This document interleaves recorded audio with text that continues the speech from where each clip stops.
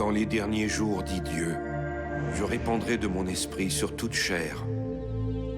Vos fils et vos filles prophétiseront.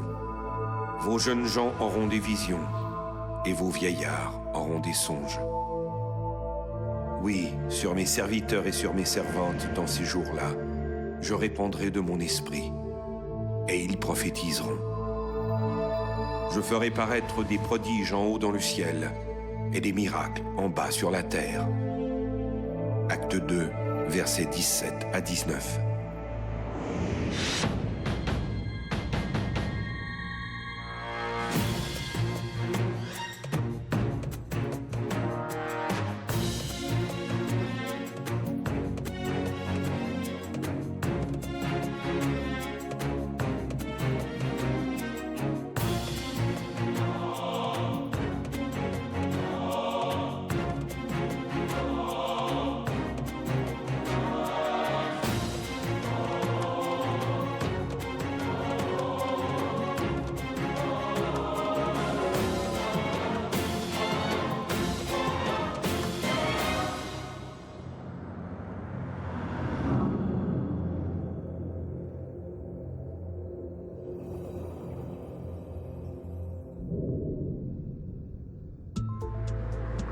Dans la hiérarchie des reliques saintes, il existe un classement en fonction de leur importance.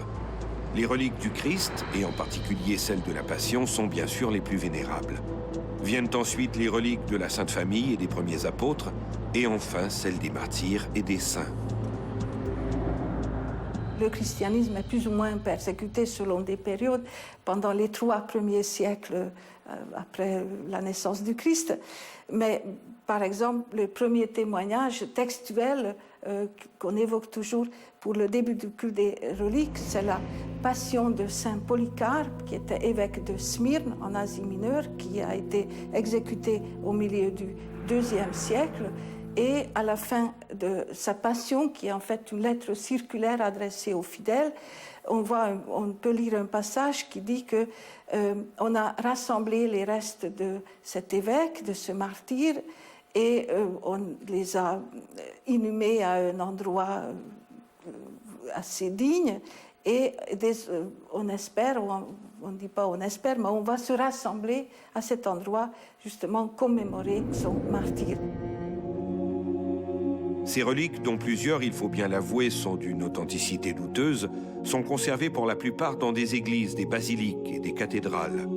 Elles sont répandues partout dans le monde chrétien, et certaines jouiraient même de pouvoirs extraordinaires.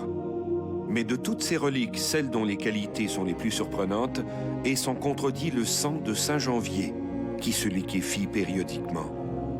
De ces quelques millilitres d'hémoglobine et de ce miracle annuel dépend peut-être le sort de Naples. Je devrais me rendre à Naples dans l'espoir d'assister à ce prodige. À en croire la légende, Saint Janvier, San Gennaro, comme l'appellent les Italiens, était jadis l'évêque de Benevento, une petite ville située à 50 km au nord-est de Naples. Il y a des preuves historiques de l'existence d'un culte à Saint Janvier, lequel était l'évêque de Benevento, près de Naples. Il fut décapité vers 305 après Jésus-Christ, à l'époque des persécutions des chrétiens menées par l'empereur Dioclétien.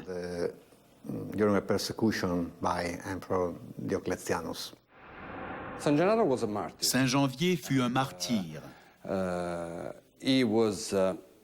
Il a été mis à mort dans un volcan, le Solfatara. Et ce moment marque le début d'une des histoires les plus importantes de cette ville. La tradition raconte qu'il aurait été persécuté sous le règne de Dioclétien en 305 après Jésus-Christ, parce qu'il refusait d'abjurer sa foi. L'évêque aurait été poussé dans les flammes, mais en serait ressorti indemne. Il aurait ensuite été offert aux lions, mais les fauves se seraient contentés de lui lécher les pieds. En désespoir de cause, Timothéus l'aurait fait décapiter. Cette fois, avec succès. Au moment de l'exécution, on raconte qu'un fidèle aurait recueilli de son sang dans 2 petites fioles de verre. Tous les parents des martyrs chrétiens conservaient le sang de leurs enfants lorsqu'ils étaient exécutés. Quand la dépouille de Saint Janvier fut emmenée dans les catacombes, son sang se liquéfia. Pendant un temps, ces ampoules et les restes de l'évêque ont été gardés dans les catacombes. Puis, vers la fin du XIIIe siècle et après quelques pérégrinations, les reliques sang et ossements ont été transférées à Naples. Saint Janvier est alors devenu le saint patron de la ville. En 1304, ces restes ont été placés dans un magnifique reliquaire en argent. Une châsse qui est toujours visible dans une crypte de la cathédrale rebaptisée cathédrale San Gennaro. C'est peu après que se serait produit pour la première fois le miracle. La légende veut que lorsque Saint Janvier fut exécuté, une partie de son sang fut conservée dans des fioles. Or, actuellement, nous avons des indices qu'on vénérait déjà ce martyr au Moyen Âge. Mais jusqu'en 1389, c'est-à-dire 1000 ans après la mort de Saint Janvier, aucun témoignage ne mentionne les contenants dans lesquels était conservé le sang. En 1389, lors d'une cérémonie de vénération des reliques, le sang de Saint Janvier vieux de 1000 ans se serait subitement liquéfié. L'hémoglobine, qui n'était plus qu'une espèce de caillot coagulé et presque noir, serait redevenue liquide et d'un rouge vif, comme si elle avait été prélevée à l'instant même. Depuis ce temps, la liquéfaction se produit 1, 2 ou 3 fois par année, et cela depuis des siècles. Aujourd'hui, les fioles contenant le sang de Saint Janvier sont précieusement conservées dans un reliquaire doré et vitré, reliquaire lui-même gardé dans un coffre-fort. L'une des fioles ne contient plus à présent que des résidus de sang séché, sans intérêt. L'autre, en revanche, est remplie à moitié d'une substance solide d'un rouge très foncé, presque noir. 3 fois par année, lors de dates anniversaires, les ampoules sont apportées dans la chapelle San Gennaro, une annexe de la cathédrale où se tient la cérémonie de la liquéfaction. La procession du printemps est très importante et est l'une des plus anciennes processions. Elle part de la chapelle et se rend jusqu'au monastère de Santa Chiara. Et je crois que c'est l'un des moments les plus solennels où les Napolitains marquent leur attachement à Saint Janvier. Et pour rien au monde, je n'aurais voulu manquer cette manifestation.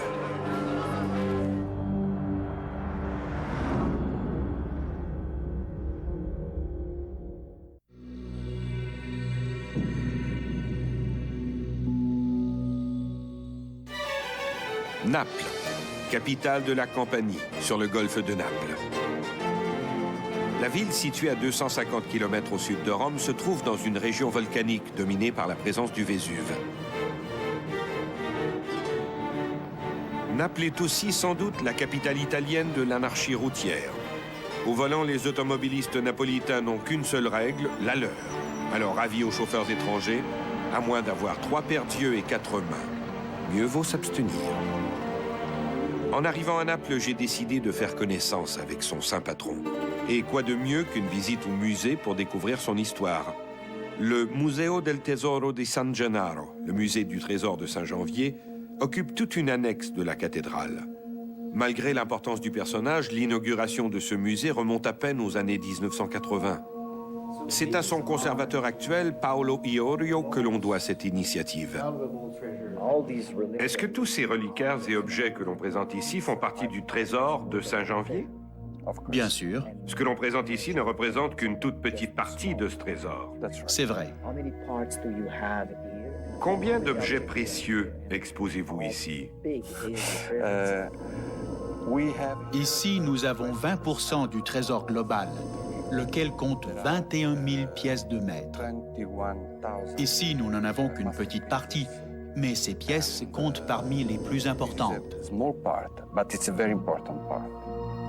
Il faut savoir que pendant des siècles, San Gennaro a été vénéré non seulement à Naples, mais à travers toute l'Italie. Toutes les têtes couronnées du royaume, des papes aux souverains, sont venues à Naples pour honorer le saint. Ces visites étaient souvent accompagnées de dons. Tous les empereurs, les papes, les rois et les reines qui sont passés par Naples ont fait un don. Celui-ci est de Marie-Caroline. Celui-ci, le vert, est de Victor Emmanuel de Savoie. Celui-ci est de Maria Amalia de Sassonia. Cette émeraude, la grosse pierre verte, est de Carlo Perz de Bourgogne. Et cette dernière croix est de Giuseppe Bonaparte, le frère de Napoléon. La moindre petite pierre est un don d'un personnage célèbre qui est passé par Naples. Tant et si bien qu'au fil des siècles, la cathédrale San Gennaro s'est retrouvée dépositaire d'un fabuleux trésor. Des pièces d'orfèvrerie réalisées par des grands maîtres, des ornements en or sertis de joyaux et des tiares à faire pâlir d'envie les rois.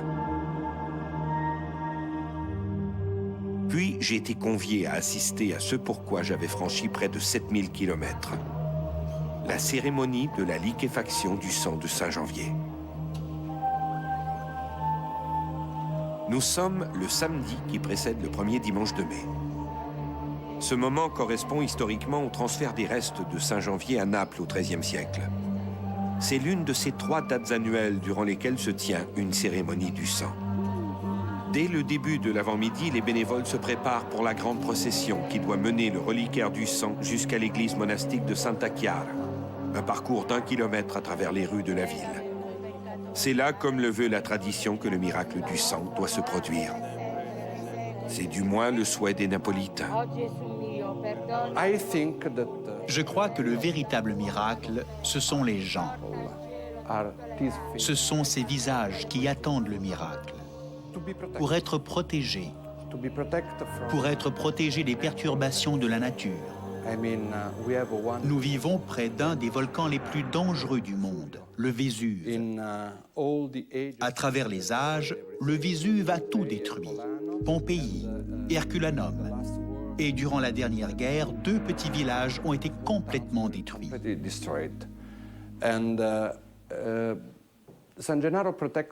Saint-Janvier protège également Naples des tremblements de terre. Et nous avons beaucoup de tremblements de terre ici, dans ce pays. La plus grande faveur que les Napolitains demandent à Saint-Janvier, c'est de les protéger contre les cataclysmes naturels. À en croire la légende, la liquéfaction du sang serait une forme de bénédiction. On raconte que les rares fois où le sang ne s'est pas liquéfié, des catastrophes épouvantables se sont abattues sur la ville. Durant 2 années consécutives, en 1526 et 1527, le miracle ne s'est pas produit. Conséquence, la ville fut frappée par des épidémies de peste. En décembre 1943, idem. Le sang, dit-on, est resté aussi figé que de la colle. 4 mois plus tard, le Vésuve entrait en éruption, détruisant les récoltes et faisant plus d'une centaine de morts. Le dernier incident du genre remonterait à 1980. Lors de la cérémonie du 19 septembre, le sang serait resté solide. Le 23 novembre suivant, un tremblement de terre a secoué toute la province de Campina. Bilan de la catastrophe, 2735 morts, 8850 blessés et 300 000 sans-abri. On comprend maintenant pourquoi les fidèles croisent les doigts chaque fois que les fioles sont sorties de leur coffre.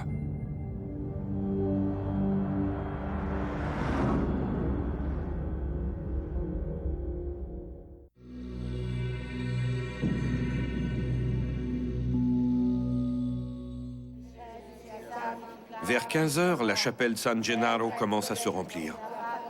On apporte bientôt le socle du reliquaire, une magnifique œuvre d'orfèvrerie réalisée au XIVe siècle. Aux alentours de 15h45, les prêtres prennent place devant l'autel. On s'adresse aux fidèles, on prie et on se recueille. Puis enfin, on apporte le reliquaire du sang. Il s'agit d'un écrin circulaire vitré et muni d'une poignée. À l'intérieur, on peut voir les 2 ampoules. L'évêque de Naples présente le reliquaire à la foule, puis vient l'enchasser dans sa base. Le cortège peut maintenant se mettre en branle. Les fidèles quittent la cathédrale. À l'extérieur, ils sont rejoints par des centaines de Napolitains qui, telle une marée humaine, se dirigent vers l'église Santa Chiara. Au milieu d'eux, des bénévoles transportent des bustes montés sur des plateformes.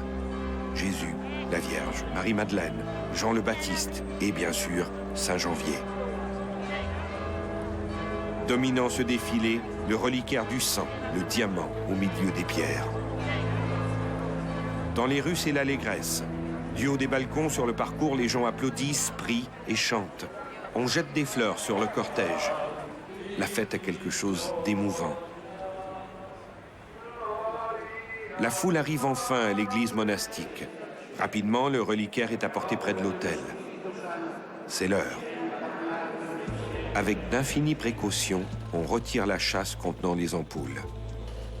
Le sang y est toujours solide. Puis, le rituel commence. En tenant le reliquaire par sa poignée, l'évêque le fait pivoter de gauche à droite, de droite à gauche. Rien ne se passe. On sent planer dans l'assistance une certaine nervosité. On prie et on implore Saint-Janvier. Le prélat bouge le reliquaire, toujours rien. Certains murmurent, d'autres s'épongent le front.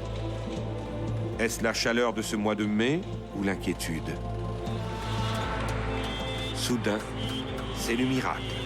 La masse solide commence à bouger dans sa fiole, comme un caillot de sang en train de fondre. Dans la nef, les fidèles applaudissent. Dormez en paix, Napolitains. Votre ville n'a rien à craindre. Du moins jusqu'à la prochaine liquéfaction. Après la cérémonie, le reliquaire du sang est rapporté à la cathédrale San Gennaro, où se tient une messe spéciale. Les fidèles sont invités à s'approcher pour voir ce sang miraculeusement liquéfié. Ils embrassent le reliquaire dans l'allégresse. Le miracle de Saint-Janvier est consommé.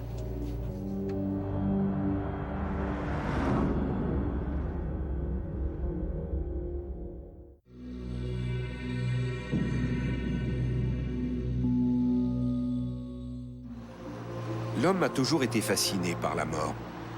Il a élevé des monuments à la mémoire des ancêtres, voire même conservé leurs corps. Des momies de l'Égypte antique à la dépouille de Lénine. C'est un peu à travers ce culte des morts que s'enracine le concept des reliques. Paris, la ville lumière. Près de la station de métro d'Enfer Rochereau se trouvent les catacombes. Comme le dit l'inscription placée à l'entrée des souterrains, c'est ici le royaume de la mort. Et on revoit continuellement cette image. Arrête, c'est ici l'empire de la mort. Voilà, écrit par l'abbé de Lille. C'est quand même une sorte d'avertissement un peu macabre. Oui, mais nous sommes dans le macabre. Oui. Pour pallier à la surpopulation des cimetières et aux problèmes d'hygiène publique, la ville a décidé au cours du XVIIIe siècle de déplacer les dépouilles en surface vers les carrières souterraines. Ce sont d'anciennes carrières qui étaient à l'extérieur de Paris, les carrières de la Tombissoire, où il a été décidé de transférer les ossements du cimetière des Innocents qui était fermé en 1785 par ordre du droit.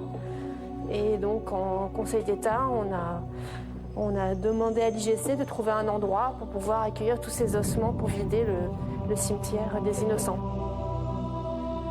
Quelques 6 millions de corps ont ainsi été replacés dans des niches identifiées au nom des cimetières d'origine. Depuis, les catacombes de Paris sont devenues une attraction touristique. On a repris le terme catacombe en référence aux catacombes de Rome, où là on enterrait les premiers chrétiens sous le Vatican, tandis que là, ici, c'est un ossuaire municipal. Les gens ne sont pas enterrés. On vide les cimetières, on est dans une religion catholique où on n'incinère pas les ossements. Donc il faut trouver un endroit pour déposer tous ces corps. Chaque année, des milliers de visiteurs se glissent dans cet univers glauque et morbide, tous fascinés par ces os blanchis et ces crânes aux orbites vides. C'est quand même étrange cette fascination que les gens ont à visiter des lieux semblables.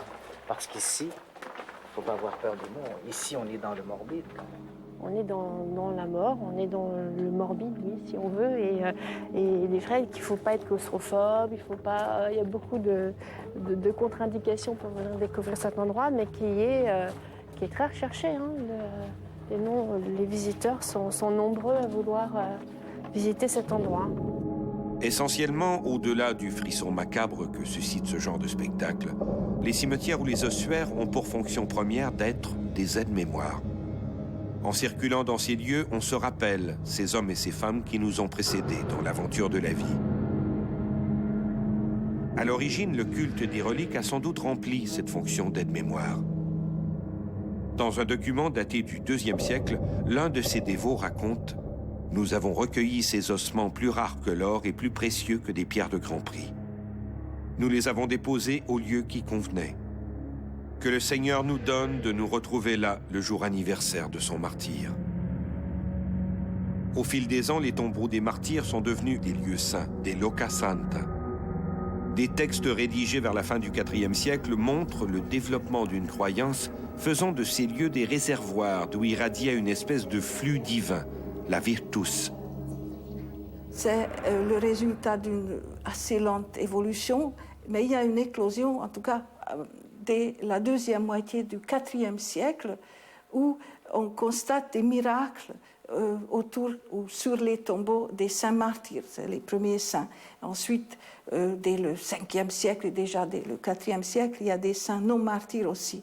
Alors, il est très difficile d'expliquer cette croyance à la virtus, donc à la force miraculeuse des reliques, parce qu'il n'y a pas une véritable théologie, une explication exacte de cette virtus, de cette force miraculeuse.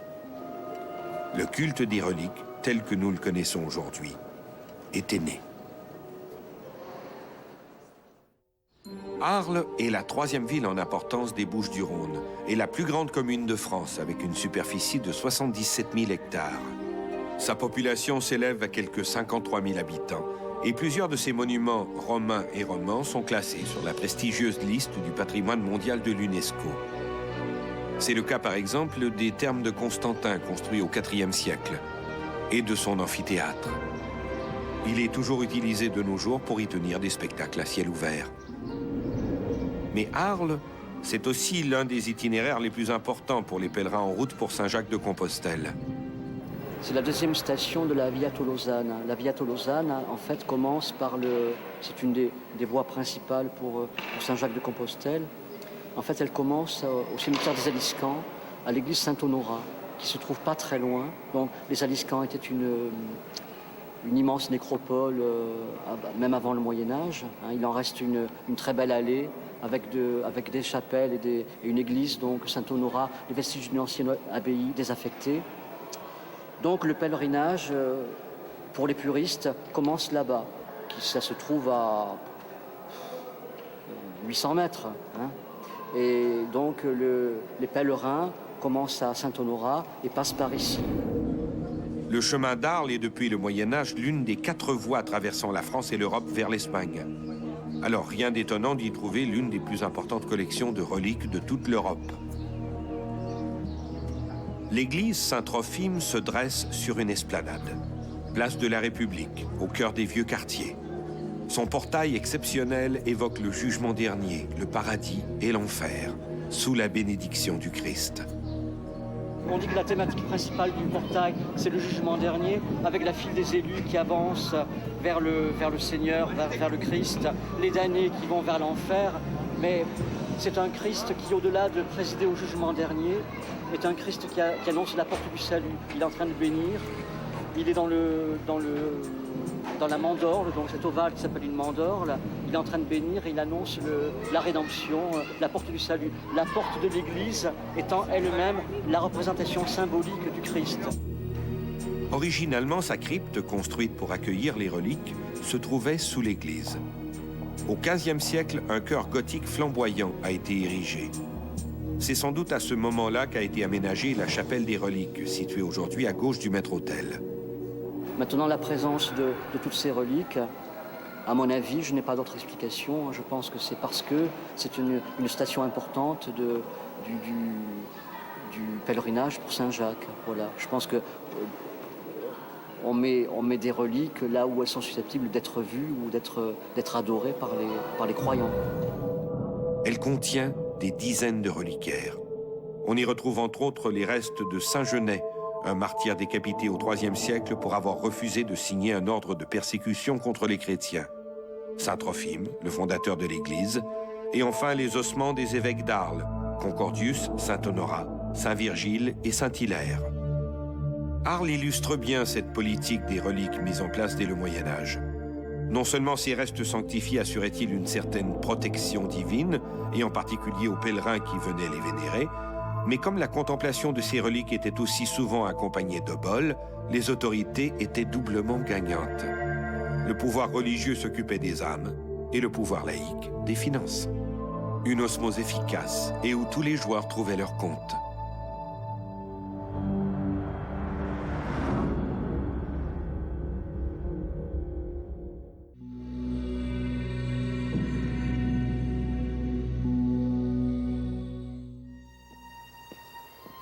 Avec le recul, il est difficile d'imaginer le pouvoir d'attraction qu'exerçait autrefois la contemplation de ces objets. Des communes entières auraient sans doute été oubliées, n'eût été l'importance de leurs reliques. C'est le cas de l'extraordinaire village de Conques. Conques se trouve dans le département de l'Aveyron, dans la région du Midi-Pyrénées en France. La commune, qui compte à peine plus de 300 habitants, s'est développée autour de son abbaye, dont les premières constructions ont été érigées autour du 8e siècle. Mais son essor, la commune le doit à une fillette du 3e siècle, Sainte-Foy. C'est une jeune sainte donc, qui a été martyrisée en l'année 303. Pourquoi? Parce qu'elle était chrétienne, qu'elle a vécu sous l'empereur Dioclétien qui a émis un édit comme quoi tous les citoyens romains devaient prier les dieux romains, chose qu'elle a refusée et elle a été passée aux armes. Le 6 octobre 303, elle fut torturée et décapitée. Elle n'avait que 12 ou 13 ans. Son culte gagna toute l'Aquitaine et ses reliques acquirent bientôt la réputation d'être miraculeuses. C'est ici que la commune de Conques entre en scène. Ce n'est que 4 siècles plus tard qu'un des moines de Conques est allé les chercher à Agen, dans ce qu'on appelait à l'époque une translation furtive de reliques, c'est-à-dire un pieux transfert de reliques. C'était tout à fait admis à une époque, puisque ça faisait partie de ce culte des reliques, de ce commerce, entre guillemets, de reliques. Et progressivement, suite à l'arrivée des reliques de Sainte-Foy, se sont construits plusieurs reliquaires, puisqu'on avait habitude de diviser les reliques de façon à pouvoir les transporter à droite à gauche pour des processions.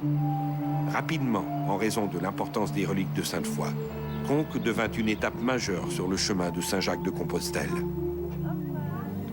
Alors Conques, oui, fait partie du chemin de Saint-Jacques depuis le 11e, 12e siècle, puisque dans les premiers livres pour les pèlerins, les livrets de pèlerins, le premier de Emery Picot, c'est mentionné au 12e siècle, un arrêt obligé vers Conques, puisqu'un pèlerin au Moyen-Âge faisait ses dévotions en même temps qu'il faisait le pèlerinage.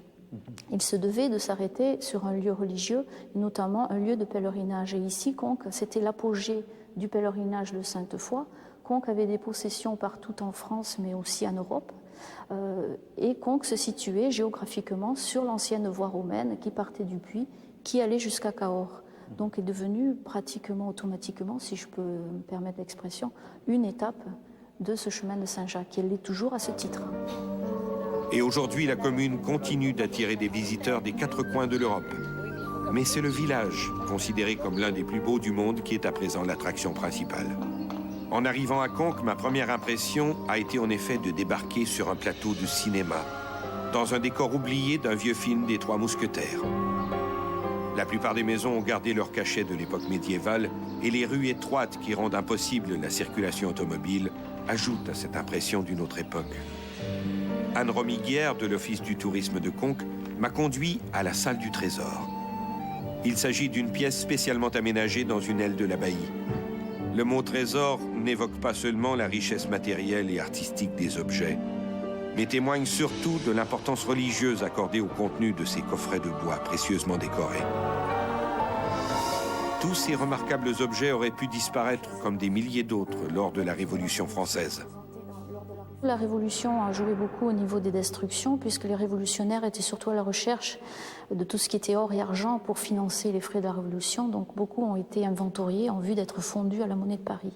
Et ici, à Conques, c'est surtout la population qui s'est mobilisée, en premier lieu les femmes, qui ont mené grand bruit dans le village quand le commissaire est arrivé, et qui a permis d'abord de sauver pour un temps le trésor, et ensuite c'est un complot qui a été mené par un des prêtres réfractaires et qui, à la nuit tombée, avec des amis fidèles, sont rentrés dans l'église par effraction, ont brisé les scellés qui barraient l'entrée du chœur, ont pris chacun un reliquaire qu'ils ont caché chez eux, à l'extérieur du village, mais aussi dans le village.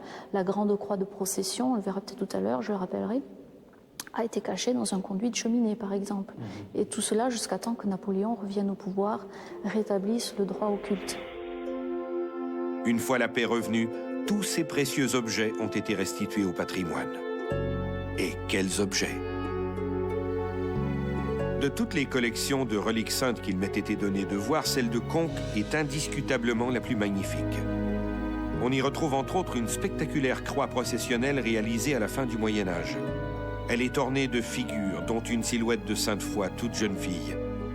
Au bas du montant qui porte le Christ, une cavité renferme des reliques de la vraie croix. On peut y voir aussi un spectaculaire reliquaire anatomique du bras de Saint-Georges. Ici, Saint-Georges, il s'agit d'un moine de Conques qui est devenu évêque de Lodève au IXe siècle.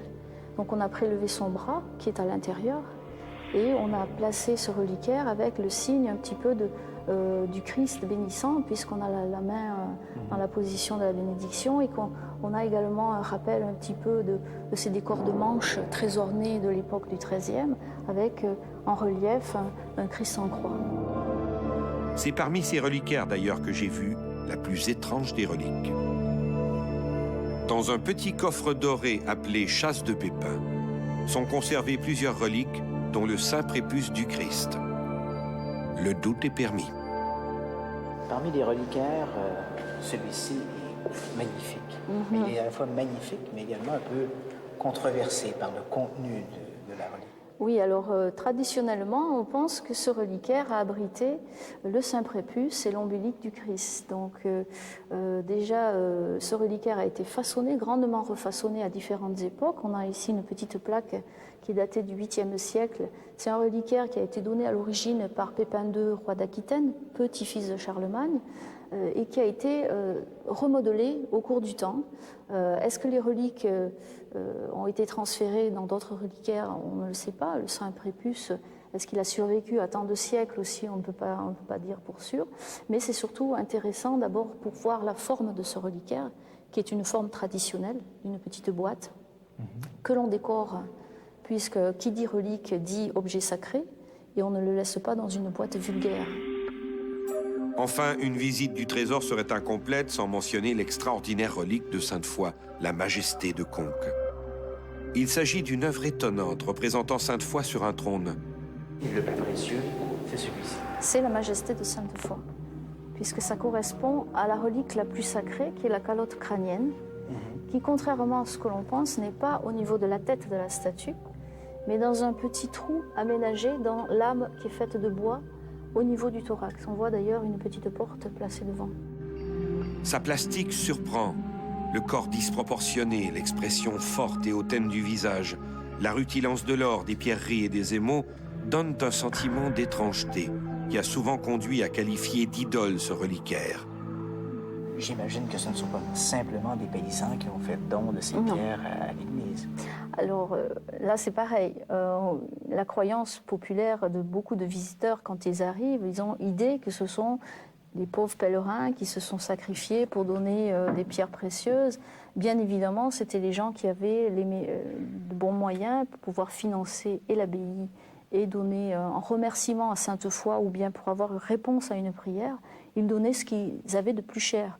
D'ailleurs, si on lit le livre des miracles en détail, parce qu'il a été traduit en français, heureusement, sinon c'est du latin, voilà, vous voyez que souvent les gens imploraient Sainte Foy. Sainte Foy leur apparaissait sous forme de songe. Étant donné que c'était une jeune fille entre 12 et 13 ans, elle demandait en échange un bijou. Et on excusait cela en disant « c'est une jeune fille, elle aime les belles parures ». C'est en particulier à travers ce reliquaire que les fidèles du Moyen-Âge croyaient que transitait le pouvoir de la sainte. comme les Napolitains croyaient et croient toujours que c'est à travers le sang de Saint-Janvier que les effluves célestes protègent leur ville.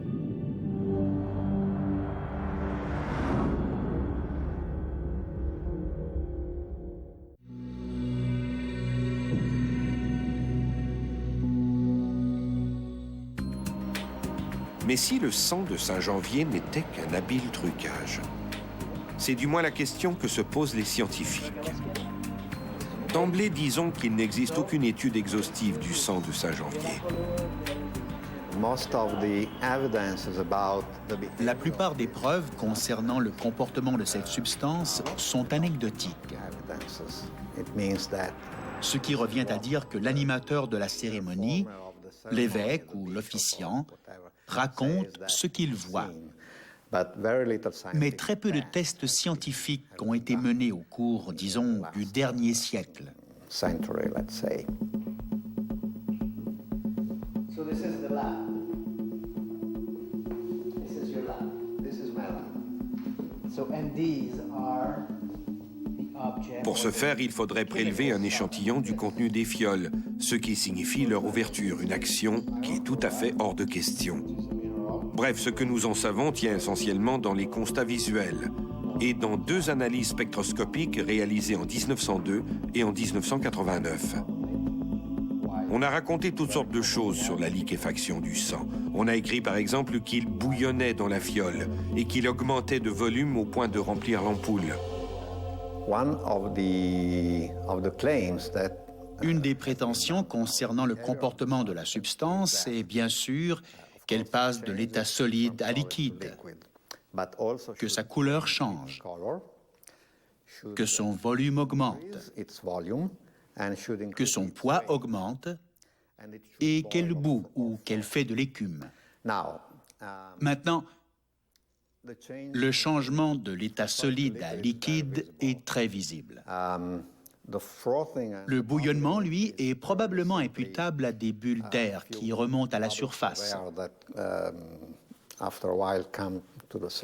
Mais il n'y a pas de bouillonnement possible dans un contenant scellé.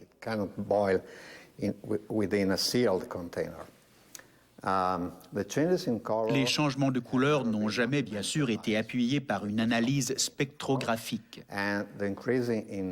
Quant au changement de volume, il n'a jamais été sérieusement mesuré en plaçant, par exemple, la relique en transparence face à une échelle graduée et en la filmant pour voir si le niveau monte ou descend. Lors de la cérémonie à laquelle j'ai assisté, je n'ai rien vu de tel. Le sang est simplement passé de l'état solide à l'état liquide en occupant exactement le même espace. Notre hypothèse est que nous avons affaire à une substance texotropique. La texotropie est cette propriété qu'ont certains gels de se liquéfier lorsqu'on les agite ou qu'on les bouge mécaniquement. En conséquence, nous supposons que durant la cérémonie, lorsque le reliquaire est bougé, tourné sans dessus-dessous afin de vérifier si la liquéfaction s'est produite, cette série de manipulations de la relique enclenche le processus de liquéfaction. Maintenant, quant à savoir pourquoi certaines fois le processus met davantage de temps à se manifester, tout dépend de la manière dont on manipule la relique. Si l'officiant la manipule délicatement, la substance restera solide. En revanche, si on la secoue, cela va provoquer la liquéfaction. C'est la raison pour laquelle on devrait mesurer ce comportement avec précision, en faisant, par exemple, vibrer le reliquaire d'une manière contrôlée pour observer les changements. Il faut savoir que tous les matériaux n'ont pas les mêmes qualités d'absorption et de réflexion de la lumière. Ces caractéristiques sont si spécifiques qu'en étudiant la façon dont la lumière se reflète sur et dans la matière, il est possible d'en déterminer la nature, voire même les composantes. En 1902, au lendemain d'une cérémonie de liquéfaction, des scientifiques de l'Université de Naples ont été autorisés à faire passer un jet de lumière à travers l'ampoule. D'après les chercheurs, la signature spectrale obtenue était bien celle du sang.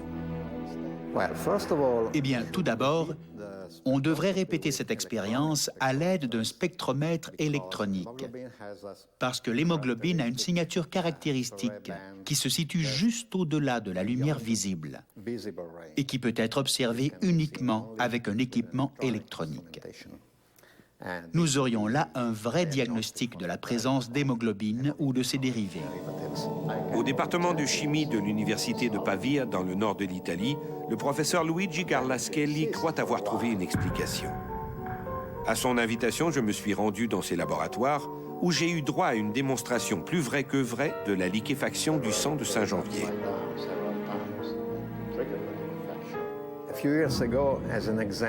Il y a quelques années, en travaillant sur l'hypothèse d'une substance texotropique, nous avons produit une substance en utilisant des produits chimiques et des procédés qui étaient disponibles au Moyen Âge. Partant d'une substance minérale qu'on ne trouve que sur le Vésuve, près de Naples, nous l'avons diluée avec de l'eau, puis nous avons ajouté du carbonate de calcium, un pigment blanc très commun, qui est en fait de la poudre de craie ou de marbre. Ensuite, nous avons épuré notre solution en la filtrant dans un parchemin. Puis nous l'avons mise dans une éprouvette en y ajoutant une pincée de sel et nous l'avons laissée reposer durant un moment, le temps qu'elle se solidifie.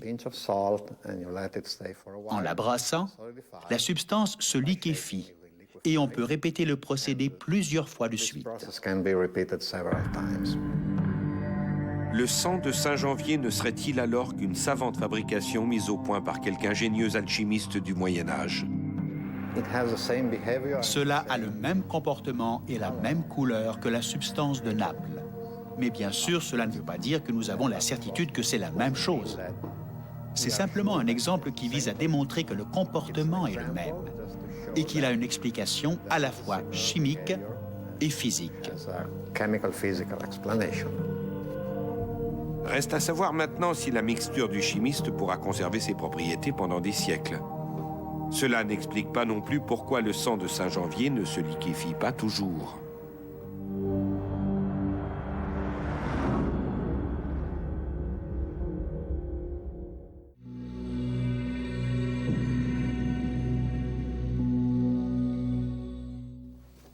Le sang de Saint-Janvier et ses mystérieuses propriétés de liquéfaction est-il une véritable relique sainte ou l'une des plus vieilles arnaques religieuses de l'histoire? Pour les fidèles, l'argument scientifique n'a pas prise. Il est vrai que le sang n'a jamais été proprement analysé. Et cette absence laisse la porte ouverte sur la nature véritable du contenu des ampoules. Généralement, il est assez difficile de mener des tests scientifiques sur des reliques religieuses à cause des interdits que met l'Église pour protéger ces objets.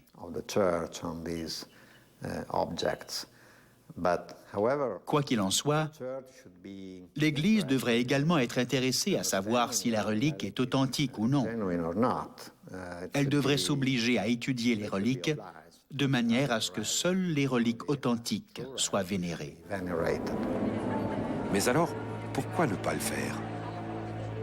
Simplement parce que la foi n'a pas besoin de la reconnaissance de la science pour s'exprimer. Lorsque j'étais en compagnie de Paolo Iorio, le curateur du Museo del Tesoro di San Gennaro, je lui ai demandé s'il croyait réellement au miracle de la liquéfaction du sang. Sa réponse a été laconique. Je crois surtout dans le pouvoir d'attraction de Saint-Janvier. Et c'est là la nuance. Chaque année, 3 fois l'an, Saint-Janvier est l'objet de fastes cérémonies, durant lesquelles, heureusement, la plupart du temps, son sang se liquéfie. Le temps du miracle, la ville est en fête. Dans les rues, tous les gens ne parlent que de la cérémonie du sang. Et tous, même les sceptiques, poussent un soupir de soulagement à l'annonce de la liquéfaction. Le temps du miracle, les Napolitains retrouvent un sentiment d'unité. Saint-Janvier n'est plus alors un saint oublié, il redevient l'âme de la cité. Et les reliques saintes ne sont-elles pas ces objets qui s'adressent d'abord à l'âme?